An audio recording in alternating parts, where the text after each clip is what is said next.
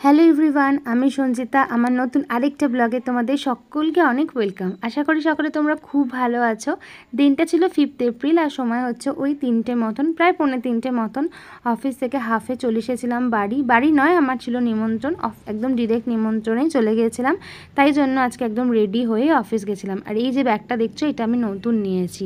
বেশ মিষ্টি দেখতে না ব্যাগটা? আজকেই ব্যাগটা আমি উদ্বোধন করেছি নিমন্ত্রণ বাড়ি যাব বলে।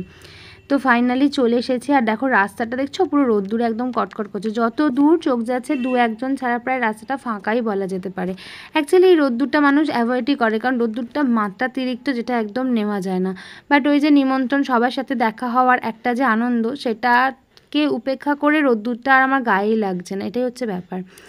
তো চলে এসেছি আর ঠিকঠাক টাইমে এসে গেছিলাম। মনে হচ্ছিল যে পুজোটা দেখতে পাবো না, পুজোটা কমপ্লিট হয়ে যাবে হয়তো, বাট মায়ের ইচ্ছা থাকলে, মা যদি টানে, দেখবে ঠিক পুজো দেখাটাও ভাগ্যে থেকে যায়।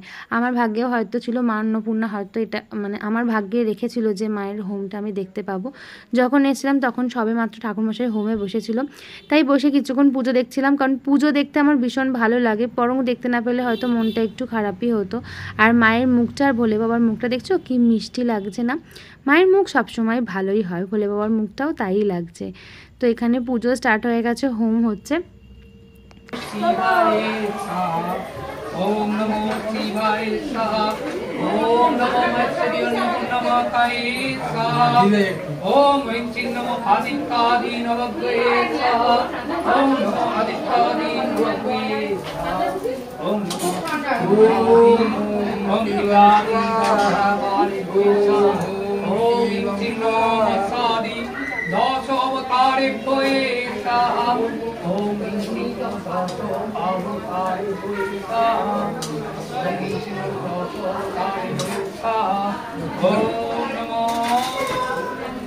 বিষ্ণু নমো পদত ভাস করে শুক্লপক্ষে মহাষ্টমন্ত্রিত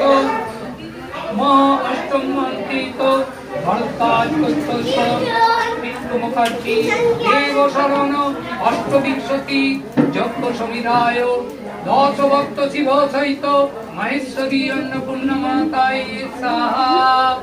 ওম নমো বিষ্ণু নমো পদত চৈত্র মাসে রাত্রিতে বাস করে শুক্ল পক্ষে মহেশ্বরী অন্নপূর্ণা মাতায় স্বাহা।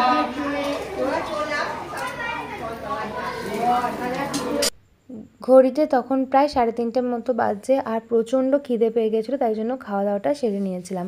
প্রথমেই ছিল যেটা খিচুড়ি, যেটা ছিল মা অন্নপূর্ণা পুজো, মানে মা অন্নপূর্ণার ভোগ। তারপরেই ছিল সাদা ভাত, তার সাথে ছিল শুক্তো, যে শুক্তোটা হয়েছিল ভীষণই টেস্টি। তারপরে ছিল ডাল, ঝুরঝুরে আলু ভাজা আর লেবু মাখিয়ে ডাল দিয়ে ভাত খেতে খুব ভালো লাগে, বিশেষ করে তো এই গরমের দিনে। আর ঠাকুরের ভোগ মানে দেখবে প্রত্যেকটা রান্নাই খুব সুন্দর লাগে, ভীষণ টেস্টি লাগে। তারপরে ছিল এঁচোড়ের তরকারি, তারপরে চাটনি, মিষ্টি, পায়েস, পাঁপড় ভাজা ছিল, যেগুলো আমি আর ক্যাপচার করতে পারিনি। খাওয়া দাওয়া কমপ্লিট হয়ে গেছে, ততক্ষণে এদিকে পুজো কমপ্লিট হয়ে গেছিলো, তাই জন্য আমরা সবাই মিলে বসে এখানটাতে একটু আড্ডা দিচ্ছিলাম। বড় ছোট সবাই ছিল, সেখানে বসে আড্ডা দিচ্ছিলাম। আর এই দেখো মায়ের মূর্তি তোমাদের সাথে আরও একবার শেয়ার করলাম। কি মিষ্টি লাগছে না মায়ের মুখটা? খুব সুন্দর হয়েছিল। অনেক দিন পর সবাইকার পাড়ায় কোনো অকেশান থাকলেই পাড়ার সবার সাথে সবার একটা দেখা, গল্প করার সুযোগ হয়। অ্যাকচুয়ালি কী হয়, সবাই সবার মতো লাইফে বিজি থাকে, ডেলি হয়তো সবার সাথে সবার সারাদিনে 1-2 বার দেখা হয়, বা দাঁড়িয়ে দুটো কথা বলবার সময় হয় না, কারণ সবাই তো বিজি থাকে। কিন্তু কোনো অকেশানের সুবাদে সবার সাথে সবার দেখা হয়, একটু গল্প মজা আড্ডাও করা হয়। যাই হোক, ব্লগটা আজকে এখানেই শেষ করলাম। তোমাদের কেমন লাগলো অবশ্যই একটা কমেন্ট করে জানিও, ভালো লাগলে একটা লাইক।